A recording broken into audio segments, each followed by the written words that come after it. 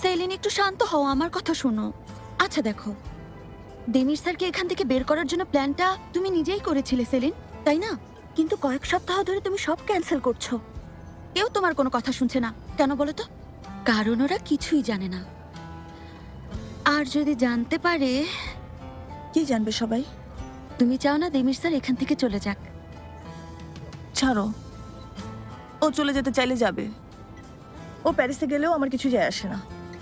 আচ্ছা, কে যাচ্ছে প্যারিসে? কে আর? আলারা ওকে প্যারিসে নিয়ে যাচ্ছে, আবার বলে দুজনের সম্পর্ক নেই। ও, এজন্য তোমার রাগ হচ্ছে? দেমির স্যার আলারার সাথে যাচ্ছেন বলে? ওনারা কাজে যাচ্ছেন, তবে ওনাদের মধ্যে সেরকম কিছু আছে বলে আমার মনে হয় না। আর এই ব্যাপারগুলো আমিই ভালো বুঝতে পারি। আর থাকলেও তাতে আমার কি? কিছুই না। সেলিন, কনফিউশনে পড়লে তোমার মাথা খারাপ হয়ে যায়। যা খুশি বলে যাচ্ছ। শোনো, আমি এখন ভেতরে গিয়ে কফি বানাবো, আর তুমিও চলে আসবে, ঠিক আছে?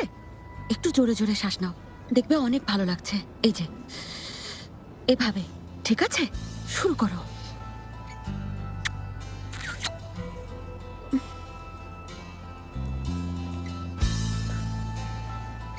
এসব আমি করছিটা কি? ওফ, মানতে পারছি না।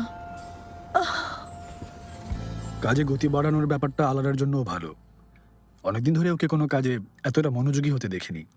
কথা হয়েছে? প্যারিসের একটি প্রেজেন্টেশন, প্রজেক্টটা ইন্টারন্যাশনালি প্রেজেন্ট হচ্ছে, এর জন্য ও আসলে খুবই এক্সাইটেড।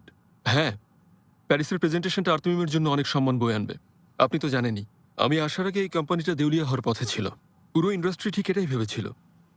মিস আলারার পুরো প্রজেক্টটা আমরা যখন ইন্টারন্যাশনালি সামনে আনবো, তখন সবাই দেখবে আমরা ঘুরে দাঁড়িয়েছি।